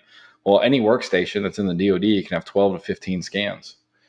So imagine trying to understand what an Air Force base looks like when you have thousands of workstations and a dozen or so scans per workstation. There's no way you would know what your compliance truly is, or what things could be, how you can become more efficient. You're literally just going, all right, well, I'll just start from the top, work my way down, and then go to the next scan, and then the next scan, and the next scan, and then go to the next device, and then do that all over again. And it's manual, right? Like, it's the only way, and that's how the DoD tackles it. You throw enough people at it, and they'll eventually work through the asinine amount of data that you have to go through and make the configurations that are required. And so for us, it was like, well, why don't we work? Everyone's focused on the scanning and automating these there's manual checks and the scanning side. Why don't we look at it from the other side? Why don't we meet them in the middle? And so that's why we focused and built out what we did. But man, that process took time to understand that that's what we were going to do. When we originally created, we were going to do the scanning and the automating of those manual checks. And that is, I mean, that is a whole other hill to climb. That's a massive mountain. And so those that have done it, I applaud them and I would love to work with them. I think there's, they're doing a lot of really good stuff, but at the same time, that's a lot to say right there. Yeah, man. No, and I wanted to touch on something where you said just letting go of that safety net and putting it all on the line. Like how important and how because you learned that going to RASP, right? Like this, if I don't pass this, I'm going back to a place I hate, right? And I did kind of the same thing when I started my venture with everything that I have going on. And you mentioned it too. I let all of my insurance licenses lapse. I didn't do any of the CE, so I wasn't tempted to get frustrated and go back to that career. I didn't renew my medical this year, so I could go back to flying if that's something that I wanted to do. I eliminated everything that could be a plan B for me. Like I like to tell people that I'm largely unemployable now because I've had this taste of working for myself for 2 years. And I wouldn't have it any other way. I don't want someone to be able to dictate what I'm supposed to do with my time. Anything that comes my way now, as far as opportunity, it's like, okay, how does this propel what I'm doing forward, right? And if it doesn't, it's just a no. It's just, I'm not going to give my time to it. I'm not going to, whether there's money attached to it or not, and I could use it, like, it's just not something I'm willing to do because I've sacrificed so much to this point to make this thing successful. And I love that you touch on that.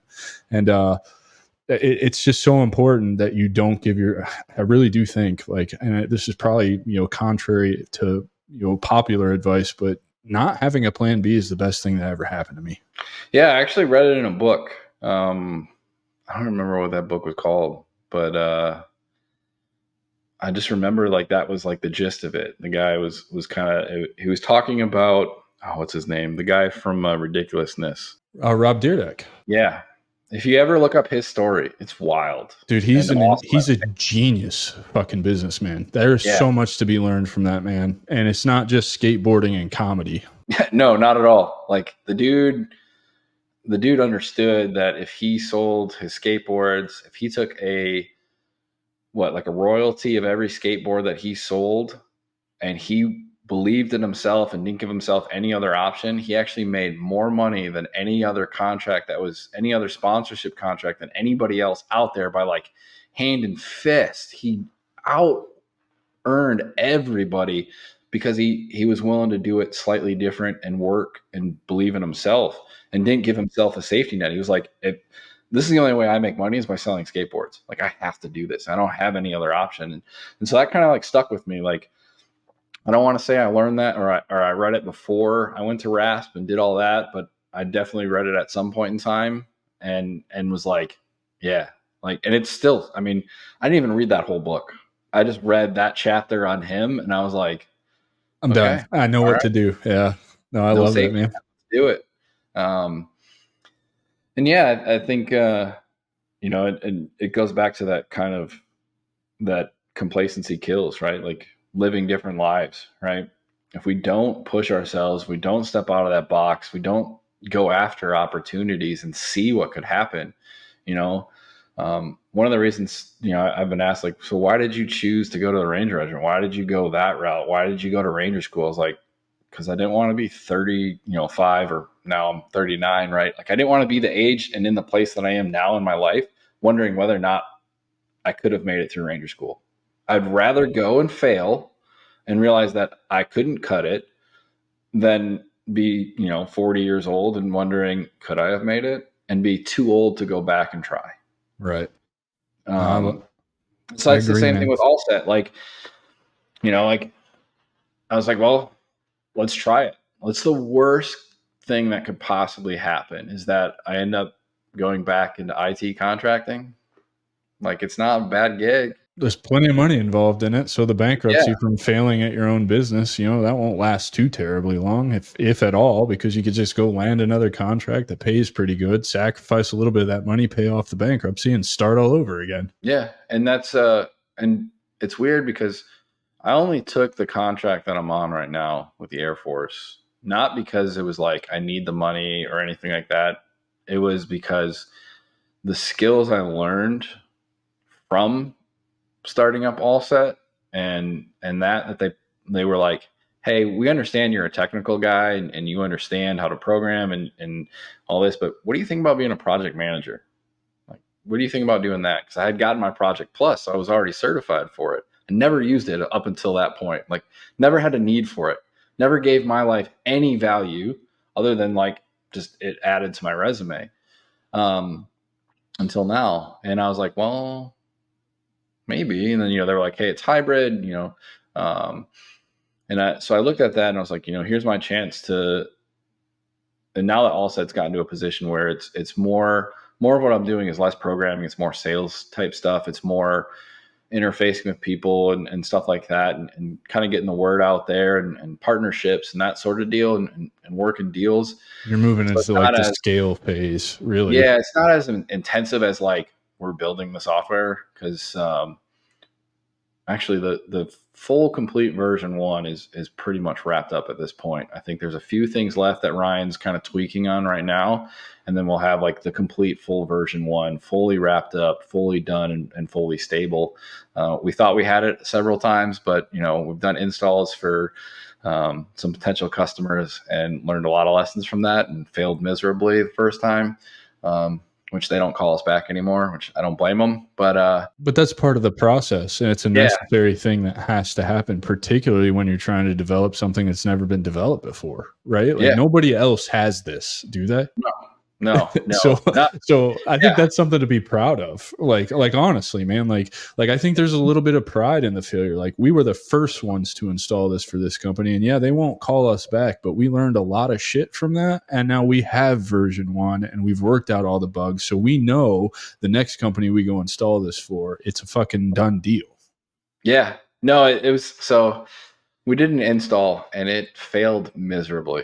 It took us like 6 times to finally get it installed, and it wasn't even working properly. And then it finally got like 4 times to get it installed. Yeah, it was 4. Got installed, and then that computer that it sat on got wiped. So we had to go back and try and reinstall it. And it took like 2 more times after that to get it in again. And I was like, this isn't looking good. I feel terrible. Yeah, but you can't do anything at the time either. You're just like, well, I got to own this one. Yeah. And, but because of that, like our next install that we did, we made it so that it was scripted. We just told them, hey, just run this command and it'll install. And sure enough, it installed. Like, the install was, without that experience, we would have still been trying to install it the previous way. So it was an awesome lesson to learn. Painful, especially like I know the IT director there. I used to work for him. And so he was trying to like kind of help me out.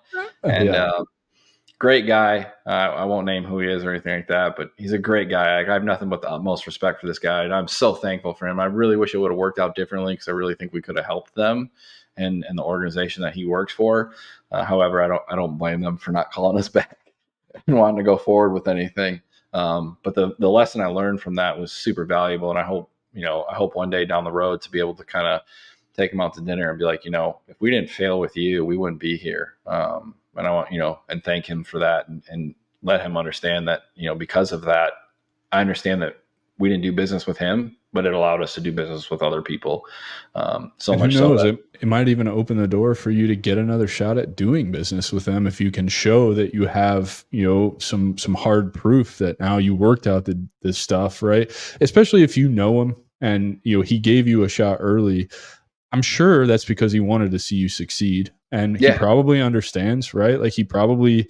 Yeah, I'm sure he was a little upset, right? As we all are, because he is still the director, and some shit's going to roll downhill or whatever. But also, you telling him that you're grateful for the opportunity that he gave you, and this is what it led to, could open that door back up for you to do business with him. It's not For like sure. it's a dead deal. You know what I mean? Like, yeah, they didn't call you back, but that doesn't mean you can't follow up with them. Be like, hey man, we worked our shit out. And I have proof this time that like we know what we're doing. Like we got it all, shit hot and towing the line. And I'd love if you could convince whomever you have to convince to give us another shot, because I think this could really help you. And that may be all it takes. Yeah, I mean, it's nothing's not the way I look at it is like, I mean, even in that, like, it's not a permanent thing, right? It can always be, especially when things start coming up and we have more proof, like you're saying. It's definitely something worth revisiting, and it's still on my list. But where we're installed right now was always our prime target, anyways. Is where we wanted to get installed, and trying to work through that deal can be frustrating because it's with the DoD, but it's part of the process. You gotta play their game. You gotta go through the red tape. And so when you start a business, I will say this much, and you're trying to do business with the DoD, expect the long haul. I'm a big fan of Andy Frisella. I think he's got a lot of great business things. I mean, he did have, he's the founder of First Form. And I think I listen to him quite often in that aspect. And, one of the things he talked about is always going to take longer, and it's always going to be harder than you think. And I can 100% back that up. It will always take much longer than that. If you asked me when I like quit my job, I was like, dude, I'm going to be a millionaire in 6 months. Man, No, you're not. No, you're not. no. Well, and it goes right in line with that other famous quote that's out there, is that we as humans tend to overestimate what we can do in a year, but underestimate what we can accomplish in 10. And I know I'm finding that out. I'm sure you're finding that out, because, what I thought I was going to accomplish from November of last year to November of this coming year is not at all what I'm going to accomplish. I've accomplished a lot. And I think, the proof is when I write it down and really look at what I've done when I don't feel like I've done really anything. But I also know in that it's like, there's no way I could estimate if I've accomplished all of this in a year. I couldn't estimate what I'm going to accomplish in the next 10, particularly if I keep approaching it the same way that I've been approaching it. Yeah. Yeah. No, I use a system, and it comes from Andy Frisell as well. It's called the Power List. I don't know if you ever heard of it. Yeah. Oh yeah. I like Andy Frisella's stuff. Yeah. So I use that. It's been very, very successful for me.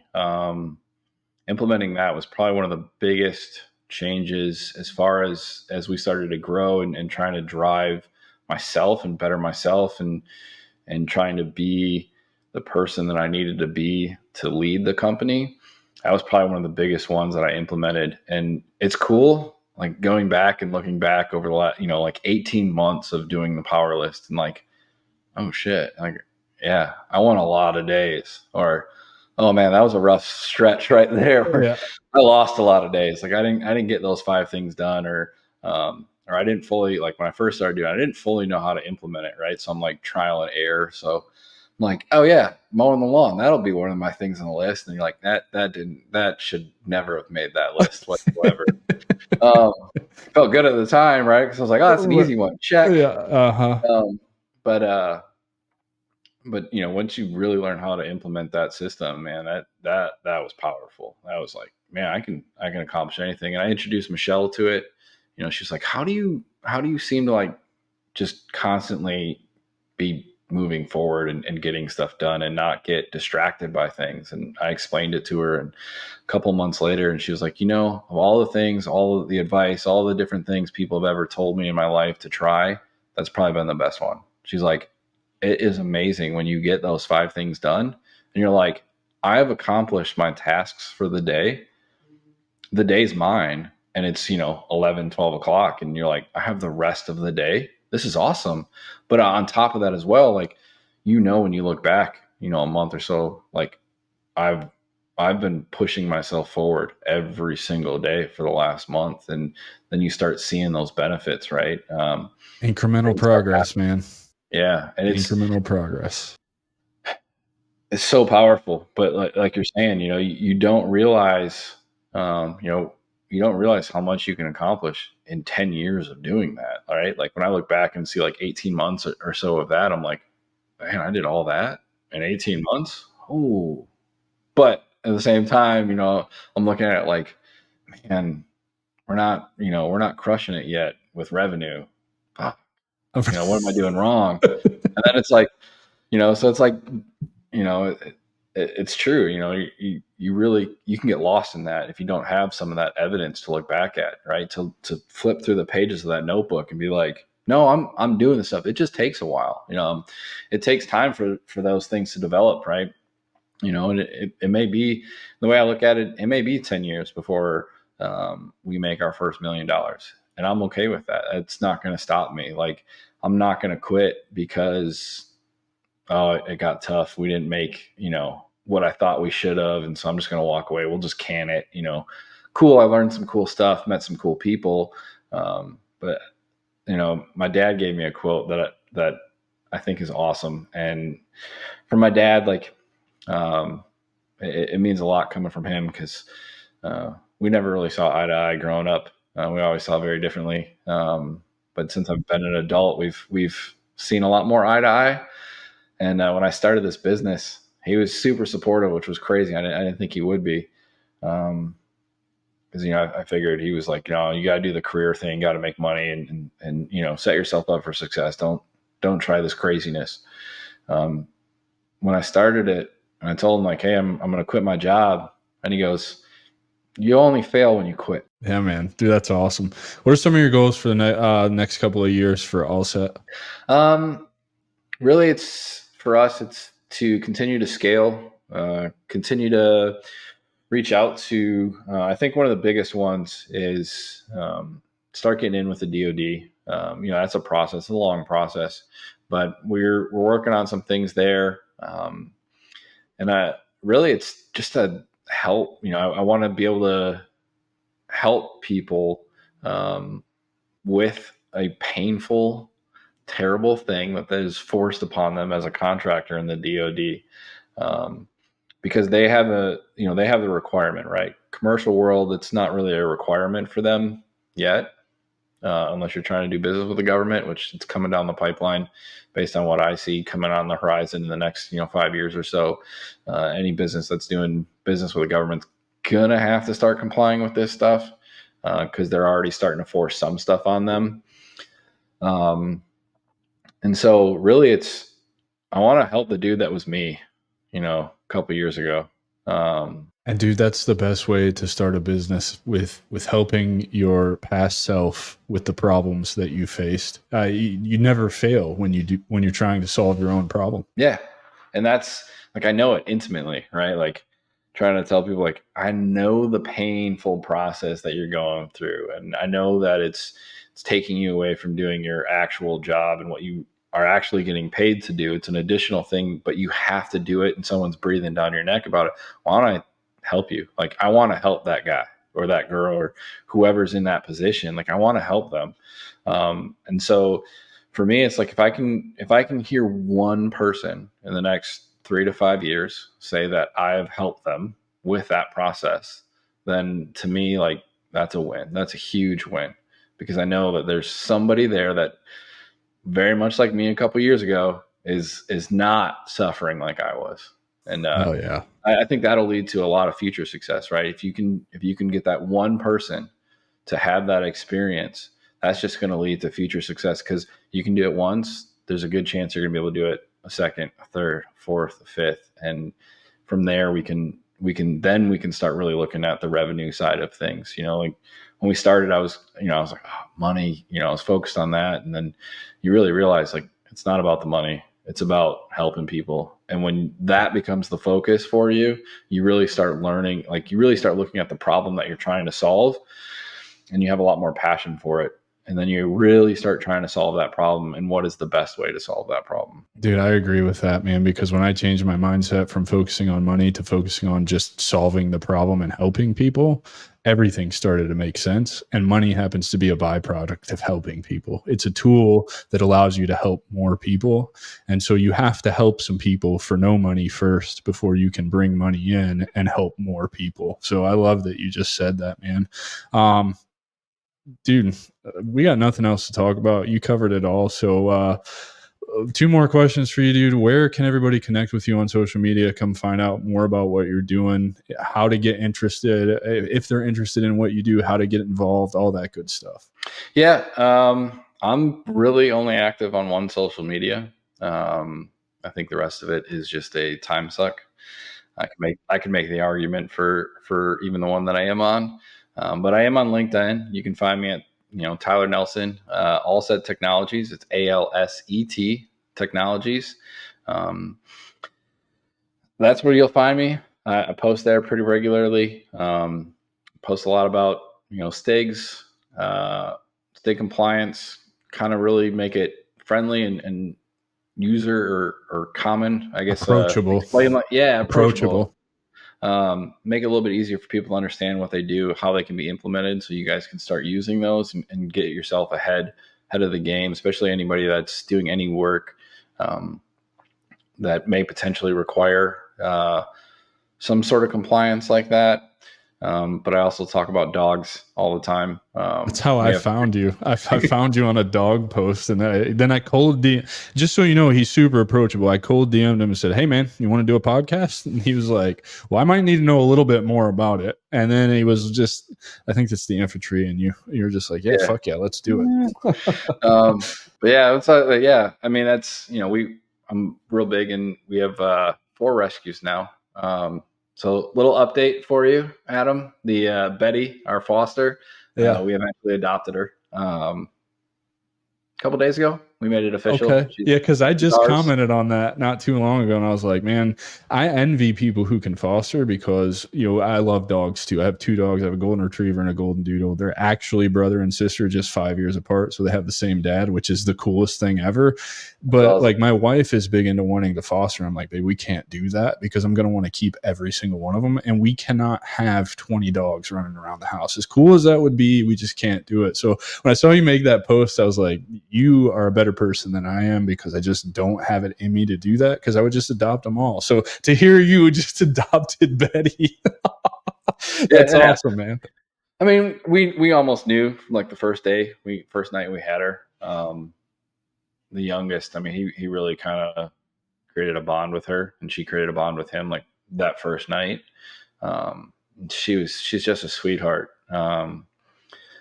But the first dog we fostered, King, I thought for sure we were going to adopt him because I created a bond with him, and he, 7-year-old dog that had already been treated for heartworm, lost all his hair, regained it, had lived with a guy for the owner, had him for like 6 years or something like that, and then just got rid of him.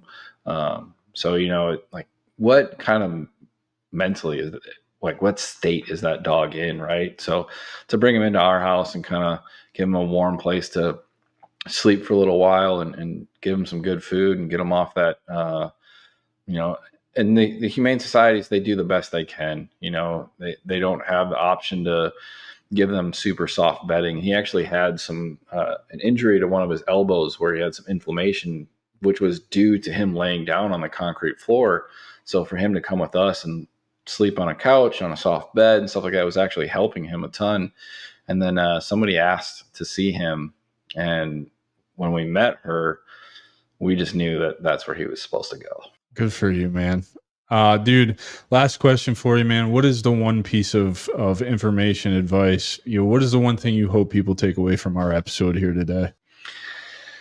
Yeah. I think we can pretty much wrap it up as, don't be afraid. Don't have a safety net. It's okay to put it all out there, risk it all, bet it all on black. It's okay. Life is going to continue. And you can find your way no matter how lost you may feel or you may even be at that point in time or how down you can get or how dark it may be, just putting one foot in front of the other, right? And just going for it. And man, you might end up, later on in life with some great stories and some great experiences. And you never know when those experiences may open up a door for you. Oh yeah, man. And, don't be afraid of it because complacency kills. Hell yeah. Thanks, brother, for being here. Ladies and gentlemen, I give you Tyler Nelson. Please don't forget to like, rate, review, subscribe. Get this, not just this episode, but this entire show in front of 1 million veterans. There's 19 million veterans in the United States. If there's one community that can help me reach this goal before I turn 40 on May 9th, 2025, it's the veteran community. I know this podcast can help save lives. I know it can help inform, others, let them know that they're not alone, and maybe give them some inspiration to go start some kind of world-changing business out there. So please help get this in front of as many people as you can. Again, Tyler, thank you so much for spending almost 2 hours with me, man. I really appreciate it. I love the conversation. I love everything that you're doing and your down-to-earth approach. So just super grateful you were here, man. Take care, ladies and gentlemen, and we'll see you next week. Appreciate it, brother. That's our show, and I'm truly thankful you've joined us at The Strategic Veteran. If our conversation today sparked curiosity, or if you're ready to elevate your game, I'm here to help. Visit thestrategicveteran.com for exclusive show notes and resources, or to book a coaching session directly with me. Take a moment to subscribe to our podcast and share your review. Your support makes all the difference. For more insights and daily strategies, let's connect on LinkedIn and keep the conversation going. Remember, this isn't just a podcast, it's your strategic advantage in action. Until our next rendezvous, stay bold and continue the mission.